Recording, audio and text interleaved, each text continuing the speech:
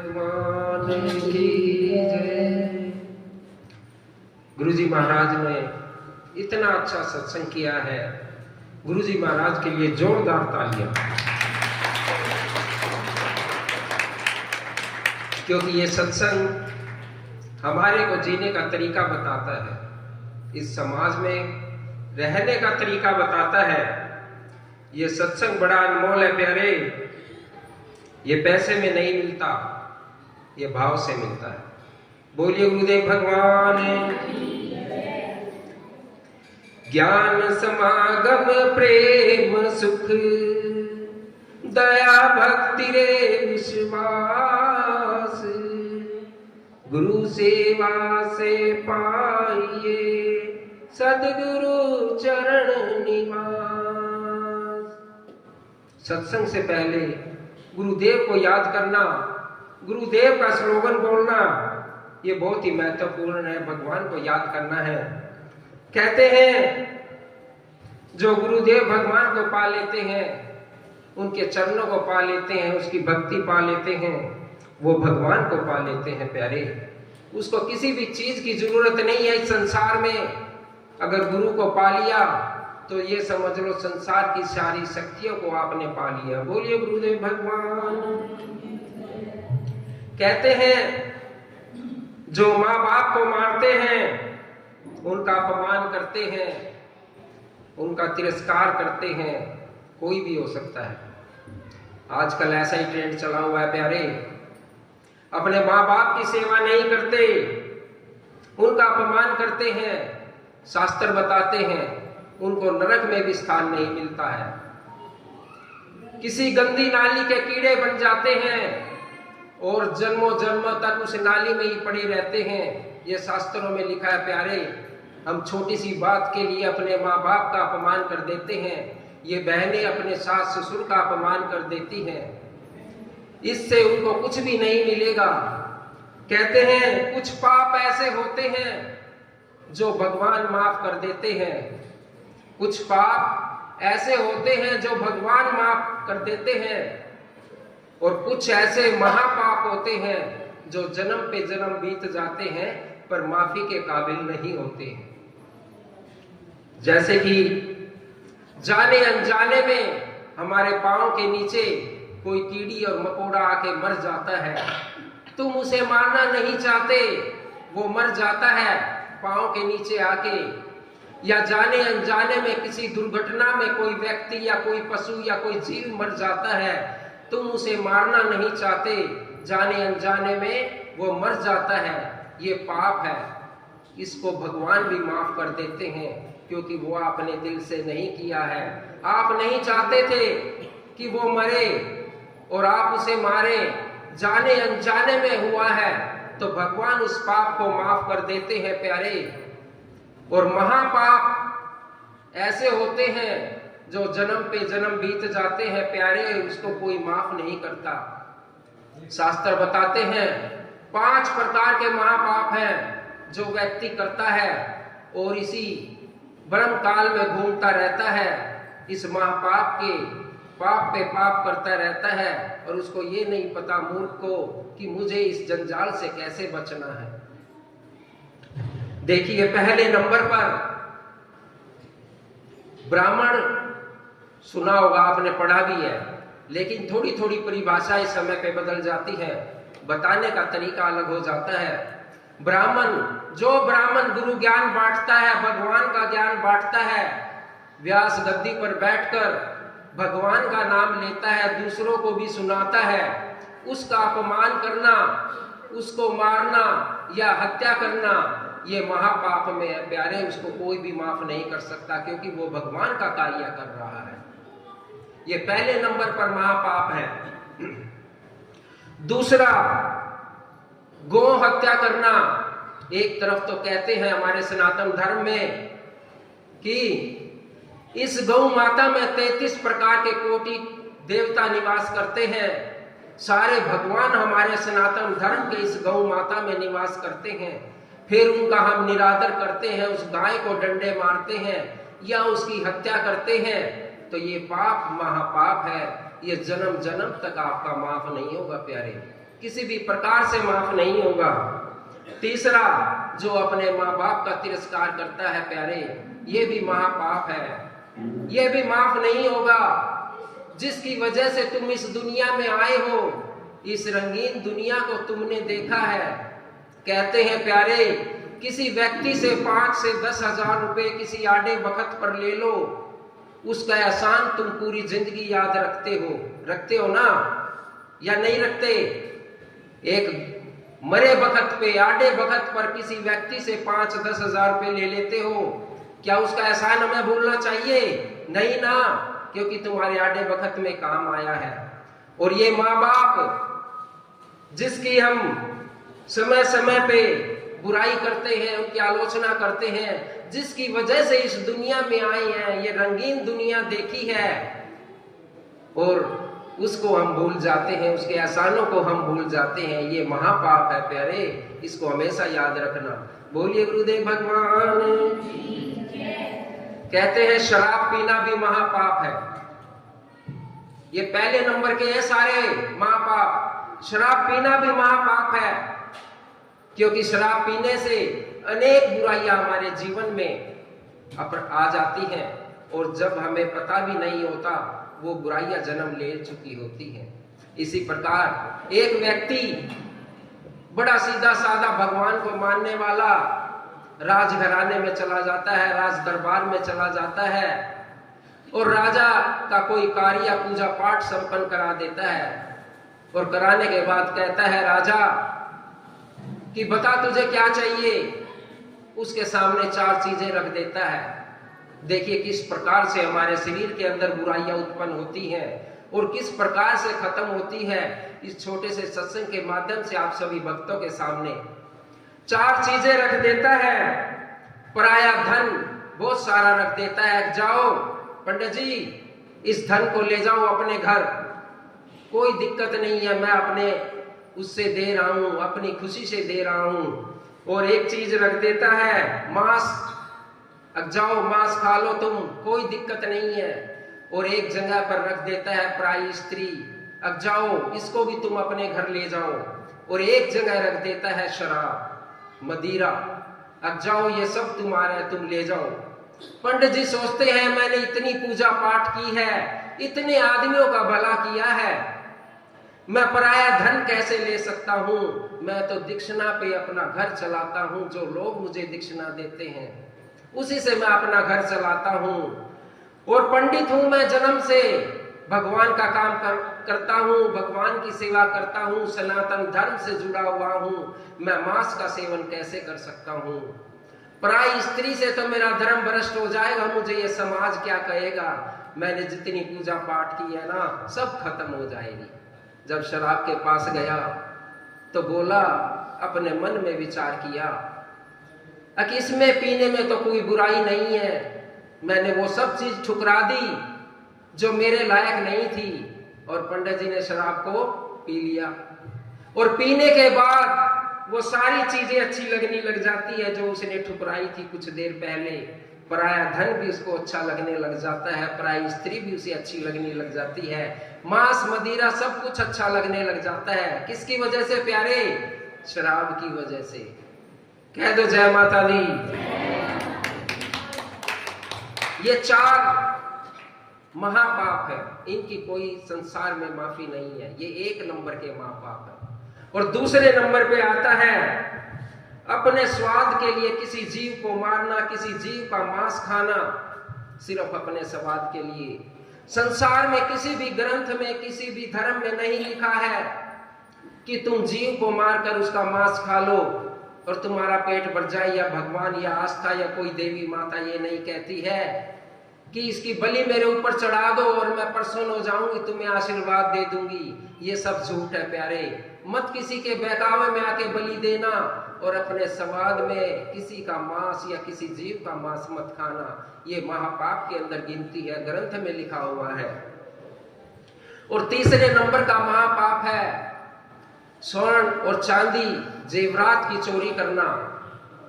क्यों? किसी बूढ़े व्यक्ति ने या किसी बाप ने एक एक पाई जोड़ के रखी होगी अपनी बेटी के शादी के लिए, और ठीक शादी से पहले वो चोरी हो जाए तो उसकी आत्मा क्या कहेगी? आपको आशीर्वाद देगी या धिक्कारेगी? तो ये भी माँ बाप के अंदर शामिल है प्यारे। किसी का धन मत चुराना, किसी का स्वर्ण मत चुराना, किसी की चांदी मत चुराना, कोई भी कीमती सामान मत चुराना, ये सब महापाप में शामिल है। और चौथा महापाप है अपने गुरु पर क्रूर दृष्टि डालना, गुरु परिवार पर क्रूर दृष्टि डालना, उसके बारे में गलत सोचना, या गुरु किसी शिष्य के बारे में क्रूर दृष्टि डालता है और उसके बारे में गलत सोचता है, तो ये भी महापाप है प्यारे। इस पाप से भी नहीं बच पाओगे।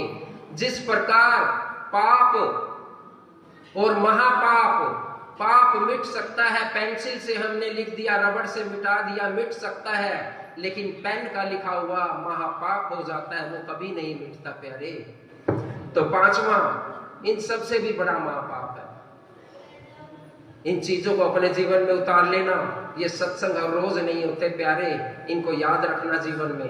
कहते हैं जो लोग इन सभी की संगत में रहते हैं, जितने भी ये पापी और महापाप बताए गए हैं, वो उनसे भी बड़ा पापी है।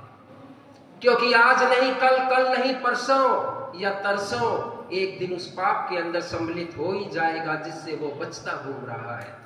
जिस प्रकार एक व्यक्ति, ज्ञानी व्यक्ति की दोस्ती किसी शराबी से या किसी पापधारी व्यक्ति से हो जाती है और वो रोज उसको बोलता है भाई तू ये ले ले, मैं भी बीड़ी सिगरेट पीता हूँ, और वो रोज मना करता है, लेकिन उसके दिमाग में एक दिन आ जाता है कि इसको तो कुछ ना कुछ मुझे खिलाना ही है। ऐसा कोई चीज उसको खिला देता है, कोई गलत चीज उसको पिला देता है और फिर उसका मजाक उड़ाता है, कहता है तू बहुत ज्ञानी बना फिर रहा था, मैंने तेरे को ये भूल बस खिला दिया, ऐसे ऐसे करके खिला दिया। तो उसका तो धर्म भ्रष्ट हो गया प्यारे। और ऐसी आदमियों की संगत में रहोगे ना, आज नहीं तो कल, कल नहीं तो परसों, वो आपको एक दिन वो चीज सेवन करवाई देगा जिससे आप बचते घूम रहे हो। वो सबसे बड़ा महापापी है। क्यों? क्योंकि वो अपने धर्म को भ्रष्ट कर देता है एक छोटे से व्यक्ति की संगत में आने के बाद। बोलिए गुरुदेव भगवान की जय, बोलिए सच्चे दरबार की जय। इसी प्रकार से प्यारे एक माँ अपने बच्चे का लालन पोषण करती है, बहुत गरीब परिवार से होती है, अपने बच्चों को पढ़ा लिखा कर बड़ा बनाना चाहती है, बहुत मेहनत मजदूरी करती है, आदमी सर पे नहीं होता, कोई परिवार का अन्य सदस्य भी कोई साथ नहीं देता प्यारे। जब वक्त पड़ता है, टाइम आता है, समय आता है, तो उसका पुत्र उसको कहता है माँ जो गांव में स्कूल था ना वो तो मैंने पूरा कर लिया, अब मुझे पढ़ने के लिए बाहर जाना है और उसके लिए मुझे धन की जरूरत है। किस चीज की? धन की जरूरत है। वो बूढ़ी माँ, गरीब माँ, जो बेचारी मेहनत मजदूरी करके अपने बच्चे का लालन पोषण करती है, उससे उसका बच्चा ये बोलता है कि मुझे धन की जरूरत है। तो उसने कहा बेटा मैं तो बहुत मेहनत करती हूँ, मजदूरी करके तुझे यहाँ तक पढ़ाया है, मेरे पास तो कुछ नहीं है, लेकिन मेरे पास एक गांव में एक छोटी सी जमीन है, जिस गांव में वो रहते थे, आप उसको बेच दो और पढ़ाई के लिए बाहर चले जाओ, अपनी पढ़ाई पूरी करो। कह दो जय माता दी। और वो उस माँ की जमीन को बेच देता है जो छोटी सी उसके हिस्से में आई थी कभी, और उसको बेचकर बाहर पढ़ने चला जाता है, अमेरिका में पढ़ने चला जाता है, दूसरे देश में पढ़ने चला जाता है। जब वहां पर वो पढ़ाई करके कामयाब हो जाता है, नौकरी लग जाता है और वहीं पर शादी कर लेता है, अपना घर बसा लेता है और उस माँ को भूल जाता है जिसकी जमीन बेचकर बाहर गया था प्यारे। कह दो जय माता दी। और वो रोज डाकिये से पूछती माँ, अब डाकिये मेरे बेटे का कोई पत्र आया क्या बाहर से? वो बाहर पढ़ने के लिए गया हुआ है, जब भी उसका पत्र आए मुझे जरूर बताना, रोज पूछती, लेकिन उसका कोई भी पत्र नहीं आया। वो अपनी गफलत में पागल हो गया था, पढ़ लिख कर कामयाब हो गया था और उस माँ को जो गांव में दूर बैठी थी उसको भूल चुका था। लेकिन एक दिन उसको माँ की याद आती है, उसका एक पत्थर आता है। डाकिया भी ये सोचता है कि ये बूढ़ी माता मुझसे रोज पूछती है मेरे बेटे का पत्थर आया कि नहीं आया, और आज ये पत्थर आया। उस बूढ़ी माता से ज्यादा प्रसन्न वो डाकिया था, क्योंकि वो भी गांव में बड़ा अच्छा माहौल होता है, एक दूसरे की सब लोग मदद करते हैं। एक पर दुख आता है तो सभी को वो दुख अपना लगता है, और एक की खुशी होती है तो सभी लोग उसमें शरीक हो जाते हैं। तो वो डाकिया भी बड़ा प्रसन्न हो जाता है, आज बूढ़ी माता का पत्थर आया, मैं जल्दी से सारा काम छोड़ के सभी के पत्र बाद में दे दूंगा, पहले उस बूढ़ी माता का पत्र दे के आता हूं। बूढ़ी माता के पास चला गया और कहता है, माता तेरा पत्र आया है तेरे बेटे का, ये ले। बूढ़ी माता कहती है, बेटा मुझे पढ़ना नहीं आता, पढ़ के सुना दे। जब उसने डाकिये ने पत्र पढ़ा, कहा, अब माँ मैं तुझे लेने के लिए बहुत जल्दी आ रहा हूं, तू अपना सामान पैक कर ले और हम वहीं रहेंगे अमेरिका में, कोई जरूरत नहीं है आने की यहाँ, मैं बहुत जल्दी तुझे लेने आ रहा हूँ। उसकी माँ बड़ी प्रसन्न हो जाती है। बहुत समय के बाद ये पत्र आता है, काफी समय बीत जाता है, पूरे गांव में जा जाके बताती है कि मेरे बेटे का पत्र आया है और मुझे लेके जाएगा, अब मैं उसके साथ ही रहूंगी। बड़ी खुश हो जाती है और 2-4-5 दिन में उसका बेटा गांव में आ जाता है, अपने बेटे को सबसे मिलवाती है, पूरे गांव में मिलवाती है कि ये मेरा बेटा है, मुझे लेने आया है और मैं इसके साथ वहीं रहूंगी जहां पे मेरा बेटा रहेगा। बड़ी प्रसन्न हो जाती है। ये माँ है ना, बड़ी भोली होती है। अपने बच्चों के सामने है ना, ये अपने आप को नछावर कर देती है प्यारे, अपना भी ध्यान नहीं रखती, अपना पेट काट के अपने पुत्र को, अपने बच्चों को पालती है, और फिर बाद में वही बच्चे कह देते हैं कि मेरे लिए क्या किया। कह दो जय माता दी। तो ये पत्थर देखकर खुश हो जाती है, अपने बेटे को सब जगह मिलवा देती है, और उसका बेटा कहता है, माँ सामान बांध लो और मैं तुम्हें लेने आया हूं, चलो। सारा सामान बांध लिया। जब चलने लगे तो पुत्र बोला, माँ इस घर का हमें क्या करना है, इसका तो कोई काम नहीं है यहाँ पर, क्योंकि तुझे तो मेरे साथ बाहर रहना है, अमेरिका में रहना है, इस घर का कोई काम नहीं, क्यों ना इसको भी बेच दें, हमें तो यहाँ वापस आना ही नहीं है। और ये कहकर माँ तो हाँ में हाँ मिला देती है, और माँ उस घर को भी जाते जाते बेच के चली जाती है। वही उसके पास एक घर था, और निकल जाते हैं, दिल्ली एयरपोर्ट पे पहुंच जाते हैं, क्योंकि अमेरिका में कोई बाई कार तो नहीं जाया जाएगा, जहाज से ही तो जाएगा।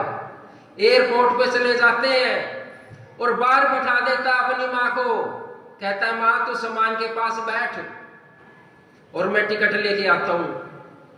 अंदर चला गया सुबह सुबह, और बेचारी इंतजार करती रही। बहुत टाइम बीत गया, 1-2 घंटा, उसका बेटा टिकट लेके नहीं आया। यह सच्ची घटना है प्यारे, सीखने के लिए तो बहुत कुछ है और मानने के लिए भी बहुत कुछ है। जब भी इस संसार में कोई भी आपदा आई है, इस माँ ने ही उसको काबू किया है, और इस माँ ने इन बच्चों का लालन पोषण किया है। अगर एक बच्चा खराब निकल आए ना प्यारे, तो बहुत सारी माँओं पर कलंक लग जाता है। बाप भी बड़ी आसानी से कह देता है, तूने इसकी परवरिश की है, तेरे लाड प्यार ने इसको बिगाड़ दिया। और जो अच्छा बन जाए तो बाप कह देता है, देखो मेरे पे गया ना, कहते हैं ना, सही बोलिए गुरुदेव भगवान की जय। तो प्यारे एयरपोर्ट में अंदर टिकट लेने के लिए चला जाता है और बाहर नहीं आया। 2 घंटे हो गए, 3 घंटे हो गए, सुबह से लेके शाम हो गई, 5 बज गए शाम के। बेचारा टिकट लेके नहीं आया, कहाँ गुम हो गया। एक किसी सज्जन पुरुष से पूछा, अब बेटे हमें अमेरिका जाना था, मेरा बेटा टिकट लेने अंदर गया है एयरपोर्ट पे, और सुबह गया था, अभी तक बाहर नहीं आया। देखना कहाँ रह गया, उसको टिकट मिली कि नहीं मिली। बेचारी अनपढ़ थी, भोली थी, अपने पुत्र के प्यार में पागल थी, और माँ तो पागल हो ही जाती है। तो सज्जन पुरुष से कहती है, देखना मेरा बेटा गया था, आया नहीं। वो सज्जन पूछता, कहाँ जाना था माता? अख हमें अमेरिका जाना था, और ऐसे ऐसे वो टिकट लेने गया और मैं यहाँ बाहर बैठी हूं। अख माता जी, जो वो जहाज था ना, वो तो सुबह ही चला गया अमेरिका, और जो तुम्हारा पुत्र था ना, वो तो अमेरिका पहुंच भी गया होगा, और तुम यहाँ बैठी हो। जब ये बात सुनी उस माता ने, तो नीचे से जमीन निकल गई, ऊपर से आसमान निकल गया। क्यों? कि उसको बाहर छोड़ गया, और पूरा घर भी बिकवा गया और जमीन भी बिकवा गया। वो बेचारी रोती पीटती, जैसे तैसे करके कुछ लोगों ने मदद करके वापस अपने गांव में आ जाती है, जहां से वो चली थी। कह दो जय माता दी। भाई जोर से बोल दो, जय माता दी। कथा में आनंद आ रहा है कि नहीं? ये सारी माँ के ऊपर है प्यारे। ये माँ बड़ी पावरफुल होती है। तो जैसे मर्जी तैसे बेचारी आ जाती है अपने उसी गांव में। पहले तो उसके रहने के लिए वो घर भी था, और जाते जाते उसको भी बेच गया। अब वो रहे तो रहे कहाँ, क्योंकि गांव में एक दूसरे की मदद कर देते हैं। कुछ लोगों ने मिलकर थोड़ी सी जमीन उस बुढ़िया माता को दे दी। अग माता तू यहाँ रह ले, अपनी झोपड़ी बना ले, तेरा कुछ समय बीत जाएगा। और वो रहने लगी। और पूरे गांव में जब पूछा सभी ने, क्योंकि सबको बोल के गई थी अग मैं अमेरिका जाऊंगी, सब लोगों ने पूछा क्या हुआ माता, गई नहीं?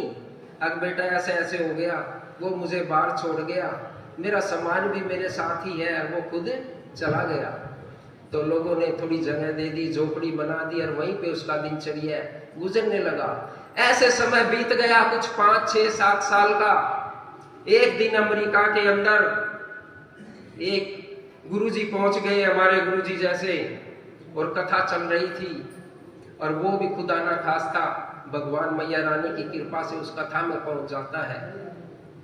और उस कथा में गुरुजी का द्वारा प्रसंग चला हुआ था, बड़ा अच्छा। जो अपने माँ बाप की सेवा नहीं करता, उसे नरक में भी स्थान नहीं मिलता। किसमें? नरक में भी स्थान नहीं मिलता, जो अपने माँ बाप की सेवा नहीं करता, है ना? ऐसा ही नहीं मिलता प्यारे। और ये बात उसको समझ में आ जाती है कि मैं तो अपनी माँ को एयरपोर्ट पर छोड़कर भाग गया था, पता नहीं वो किस हाल में होगी। सारी रात ये सत्संग और प्रवचन सुनकर सोया नहीं प्यारे। कहते हैं ना, सत्संग बहुत बड़ी चीज है। एक पापी का मन भी पिघला दिया उस सत्संग ने, उस गुरुवाणी ने। उस गुरुवाणी ने उस पापी का मन भी पिघला दिया कि माँ की ममता उस हृदय के अंदर जागृत कर दी प्यारे। सारी रात नहीं सोया। अब उस माँ को मैं छोड़ के आया था, पता नहीं वो किस हाल में है, ये सोचता रहा। और सुबह जल्दी से अपनी फ्लाइट की टिकट करवाता है और भारत में आ जाता है, और गांव पहुंच जाता है। गांव पहुंचने के बाद सभी व्यक्ति उसको राम राम तो करते हैं, पर कोई बात नहीं करता, क्योंकि पूरे गांव को पता था बड़ा दुष्ट व्यक्ति है, अपनी माँ को छोड़ गया। एक व्यक्ति से बोला, भाई सभी बात कर रहे हैं, लेकिन मेरे से कोई बोल नहीं रहा है, राम राम तो ले रहे हैं, मेरे से कोई बोल नहीं रहा है, ऐसी क्या कमी हो गई? कहते रहे, दुष्ट, जिस व्यक्ति ने अपनी माँ को इतना बड़ा धोखा दिया, वो तो स्वयं खुद में एक राक्षस है, उससे कौन बात करेगा? बड़े आदमियों के पास जाता है, कहता है, कम से कम ये तो बताओ मेरी माँ है कहाँ पर, क्योंकि मैं तो सब कुछ बेच के यहाँ से ले गया था, और मुझे उसकी बड़ी याद आ रही है। एक गुरु की वाणी सुनी थी, उससे मेरे हृदय में मोह उत्पन्न हो गया, और मुझे मेरी माँ की बहुत याद आ रही है। गांव के कुछ व्यक्ति इकट्ठे हो गए और कहते हैं, बेटे तूने थोड़ी सी देर कर दी आने में, उसका देहांत कल ही हो गया है। कब? 1 दिन पहले। आज तू आया, उसका देहांत कब हो गया? 1 दिन पहले। कह दो जय माता दी। प्यारे, जब भगवान निर्णय करते हैं ना, इसी प्रकार से करते हैं।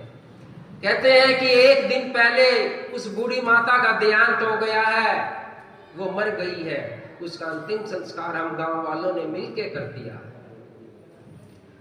तो वो तुझे नहीं मिलेगी। वो बड़ा रोता है, बिलखता है, अब मुझे माफी मांगने का समय नहीं मिला। तो बाद में पूछता है, कम से कम ये तो बता दो मेरी मां रहती कहां थी।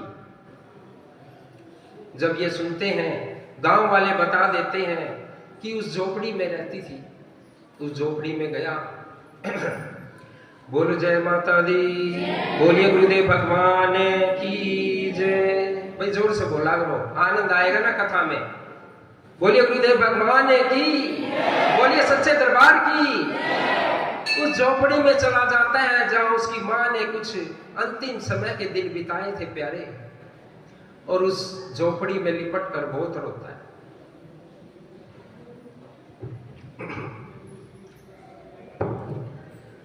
बोलिए गुरुदेव भगवान की, बोल सच्चे दरबार की जय। बोल जयकारा शेरों वाले राम, बोल सच्चे दरबार की जय। तो जब देखता है झोपड़ी में बिस्तर के नीचे सब उथल पुथल कर देता है, एक पत्र मिलता है। पत्र में लिखा होता है, उसकी मां लिखती है कि एक दिन तुम मुझे ढूंढता हुआ जरूर आएगा। बोल गुरुदेव महाराज की जय। बोलिए साचे दरबार की। माई मेरी सच्चियां जोता वाली माता तेरी सदा ही जय। बोल गुरुदेव महाराज की जय। हे माई आशेरा वाली, दे दो हमें सहारा,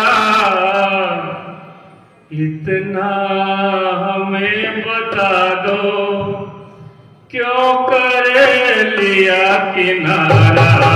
हे मैया शेरा वाली, दे दो हमें सहारा, इतना हमें बता दो क्यों करे लिया किनारा। हे मैया शेरा वाली, दे दो हमें सहारा, इतना हमें बता दो क्यों करे लिया किनारा। दुनिया की को करेगा दरबार तेरे आया, जिसे समझा मैंने अपना निकला वही पराया। दुनिया की को करेगा दरबार तेरे आया, जिसे समझा मैंने अपना निकला वही पराया। इस मतलबी जहां से, इस मतलबी जहां से मैंने कर लिया किनारा, इतना हमें बता दो क्यों कर लिया किनारा। है मैया से नवारी, दे दो हमें सहारा, इतना हमें बता दो क्यों कर लिया किनारा। माँ क्यों कर लिया किनारा। बोलिए गुरुदेव भगवान की जय। जब जाता है, ढूंढता है, एक पत्थर मिलता है। पत्थर में लिखा था, मुझे पता है तू क्यों नहीं लेगा वहां पर। उसकी मां की एक आंख नहीं थी, एक आंख नहीं थी, और सब उसको गांव में क्या बोलते थे, कानी। और उसको ये हो गया कि अमेरिका ले जाएगा ना मेरा बेटा, तो वहां भी इसको कानी कानी बोलेंगे, और ये कहेंगे कि ये कानी का बेटा है, इसलिए तू मुझे नहीं लेकेगा। कह दो जय माता दी। लेकिन प्यारे बहुत बड़ी बात है। नुका छोटा सा था तू, खेल रहा था खेल, तेरे को चोट लग गई थी, तेरी आंख खराब हो गई थी। बचपन में ये आंख मैंने तुझे दी थी। हेलो हेलो बोलिए गुरुदेव भगवान। Hello hello.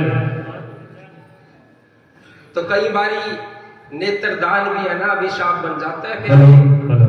उसकी पूरी जिंदगी ऐसे ही बीत गई, लेकिन पश्चाताप नहीं हुआ। और वो सोचता है कि मेरी माँ ने मेरे लिए आंख दी थी, जो आज मुझे पता चला, और ये दुनिया उसी की वजह से मैं देख रहा हूं, जो मुझे आज पता चला। और फिर भी लोग भूल जाते हैं। बोलिए गुरुदेव भगवान की। कभी गोदी खिलाती थी, कभी पलने झुलाती थी, कभी गोदी खिलाती थी, कभी पलने झुलाती थी। देख के मोहनी मूरत को सभी गम भूल जाती थी। देख के मोहनी मूरत को सभी गम भूल जाती थी। मैं अपनी सारी दौलत की तराने पेश आए हो, मैं अपने दिल के टुकड़े का जनाजा लेके आए हो, मैं अपने दिल के टुकड़े का जनाजा लेके आए हो। बोलिए गुरुदेव भगवान की। कहते हैं प्यारे, जिस प्रकार से गुरु ग्रंथ नहीं लिखा गया ना, क्योंकि जितने गुरु हैं सबकी महिमा अलग है, इसी प्रकार से इस माँ का भी ग्रंथ नहीं लिखा गया संसार में। ये जितनी भी माँ है ना, इन सबके चमत्कार अलग है, सबकी ममता अलग है, सबके बच्चों के लिए अलग प्यार है। कभी लिखा नहीं जाएगा प्यारे इनका, क्योंकि अपार है। कहते हैं ये सतगुरु सरोज माता जी का दरबार है। ये किसका दरबार है प्यारे? सतगुरु सरोज माता जी का दरबार है। जो बहन अपने सास ससुर की सेवा नहीं करती, जो बच्चे अपने माँ बाप की सेवा नहीं करते, उनका तिरस्कार करते हैं, इस दरबार में उनके लिए कोई भी जगह नहीं है प्यारे। और इस दरबार और इस दरबार में नहीं, संसार में किसी भी दरबार में उनके लिए जगह नहीं है प्यारे। जय माता दी। दरबार में सच्चे सतगुरु के, दरबार में सच्चे दरबार में सच्चे सतगुरु के दुख दर्द मिटाए जाते हैं, दुख दर्द मिटाए जाते हैं, दुख दर्द मिटाए दुनिया के सताए लोग यहाँ, दुनिया के सताए लोग यहाँ, दुनिया के सताए लोग यहाँ, दुनिया के सताए लोग यहाँ, सीने से लगाए जाते हैं, सीने से लगाए जाते हैं, सीने से लगाए जाते आइए, एक करुणा भरा भजन है माँ का, क्योंकि माँ की कथा करना सबके बस की बात नहीं है प्यारे। मैं भी आदि छोड़ रहा हूँ, कभी समय लगेगा फिर इस कथा को आगे सुनाऊंगा, क्योंकि मेरे बस का नहीं है सुनाना। तो आइए, एक छोटे से भजन के द्वारा, माँ के द्वारा लिखा हुआ भजन है। इस माँ की एक एक शब्द इस भजन के अंदर है प्यारे, समझ लेना। ये समझने का भजन है, भजन नहीं है, शब्द है प्यारे। माँ ने जब तुझे ममता दी तब तूने माँ जानी, माँ ने जब तुझे ममता दी तब तूने माँ जानी, माँ ने जब तुझे दूध पिलाया तब तूने माँ पहचानी, माँ ने जब तुझे दूध पिलाया तब तूने माँ पहचानी, पर बेटा तूने माँ की कदर न जानी, पर बेटा तूने माँ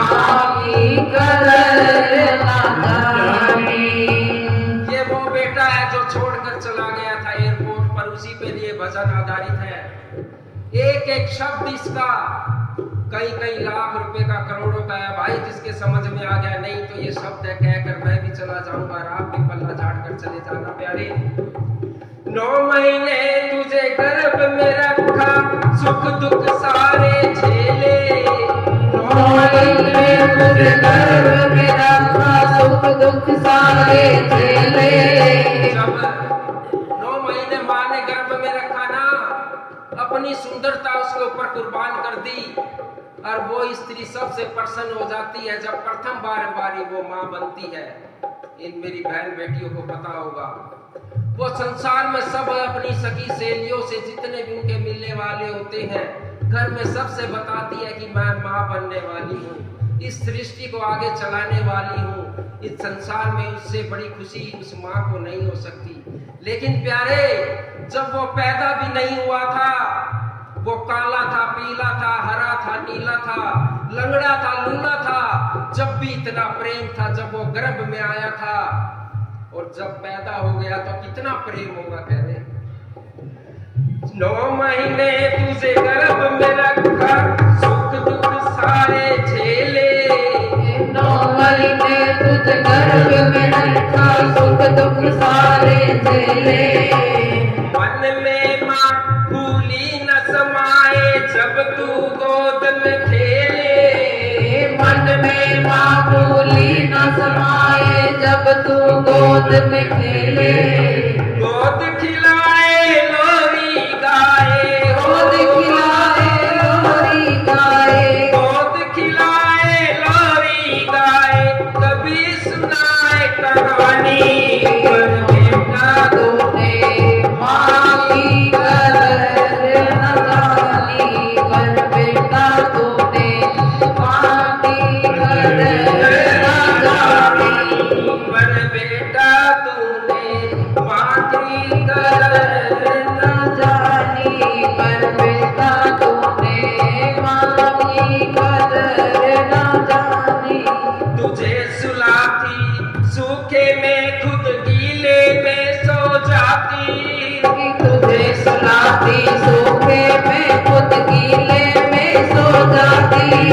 पहले तुझको दूध पिलाती, खुद भूखी रह जाती। पहले तुझको दूध पिलाती, खुद भूखी रह जाती। माँ ने एक औलाद की खातिर हो, एक औलाद की खातिर क्या क्या दी कुर्बानी। पर बेटा तूने माँ की कदर न जानी, पर बेटा तूने माँ की कदर न जानी। पर बेटा तूने माँ की कदर न जानी। बड़ा हो जाता है बेटा, बड़ा हो जाता है, माँ की आस भी बढ़ जाती है। ये बड़ा हो गया, मेरे दुख सुख में काम आएगा, मेरे कंधे से कंधा मिलाकर चलेगा, वो तो आस लगा लेती है। लेकिन मैं ये कहता हूँ प्यारे, बहुत कम माँ इस संसार में ऐसी है जिनकी आस पूरी होती है। आधी माँ तो दूसरे को देखकर बेचारी अंदर ही अंदर भूल जाती है। बड़ा हुआ तो माँ ने जाने क्या क्या आस लगाई। बड़ा हुआ तो माँ ने जाने क्या क्या आस लगाई। धूमधाम से शादी की दुल्हन घर में आई। धूमधाम से शादी की दुल्हन घर में आई। इस संसार में किसी लड़के की शादी होती है ना, सबसे ज्यादा खुश उसकी माँ होती है। इस संसार में कोई भी नहीं होता, बाप भी दूसरे नंबर पे आता है प्यारे।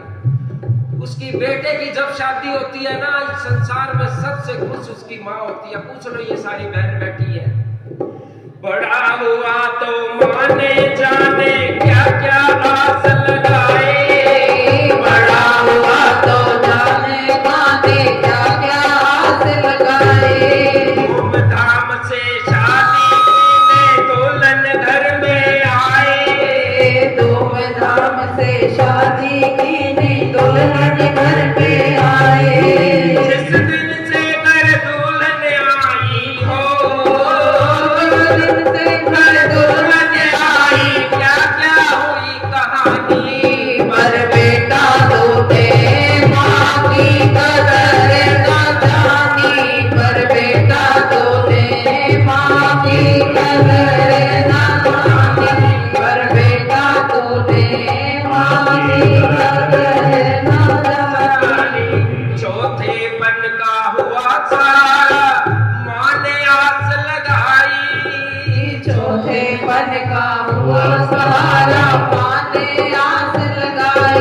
जब अंत समाप्त है ना, जब बूढ़ी हो जाती है, अपने बेटे से ही तो आस लगाती है। कहते हैं प्यारे,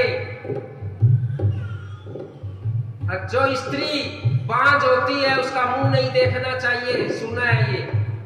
लेकिन प्यारे, उसका मुंह देखने में कोई बुराई नहीं है, ये तो भगवान की देन है प्यारे, इस मैया रानी की देन है। लेकिन मैं तो ये कहता हूँ, उस पुत्र का मुंह कभी नहीं देखना चाहिए जो अपने माँ बाप की सेवा नहीं करते हैं। चौथे पन का हुआ सारा, माने आस लगाई। चौथे पन का हुआ सहारा, माने आस लगाई। मरते दम माँ पानी मांगे, बेटा पास न आए। मरते दम का पानी मांगे, बेटा पास न आए। माँ ने तुझको दूध पिलाया हो, माँ ने तुझको दूध पिलाया, तो पिला सका ना पानी, पर बेटा तूने मांगी कदर न जानी। पर बेटा तूने मांगी कदर न जानी। पर बेटा तूने मांगी कदर न जानी। पर बेटा तूने मांगी कदर न जानी। जीते जी माँ की बाप की सेवा नहीं करते प्यारे, और मरने के बाद भंडारे लगा देते हैं। जब उसका अंतिम संस्कार होता है ना माँ का, पूरे परिवार को हरिद्वार ले जाते हैं, सबकी डुबकी लगवा देते हैं, और उसकी हड्डियों को भी गंगा जल में प्रवाहित कर देते हैं। पर जीते जी कोई पानी नहीं पूछता। जय हो, ये ऐसा जय हो। विधान है। जीते जी जल को तरस गई माँ, मरते गंग नहाए। जीते जी को तरस गई माँ, मरते गंगा नहाए। मन में इतनी दुखी आत्मा, देख तुझे हर्षाए। मन में इतनी दुखी आत्मा, देख तुझे हर्षाए। जाते जाते छोड़ चली माँ हो, जाते जाते छोड़ चली माँ, ममता की एक निशान।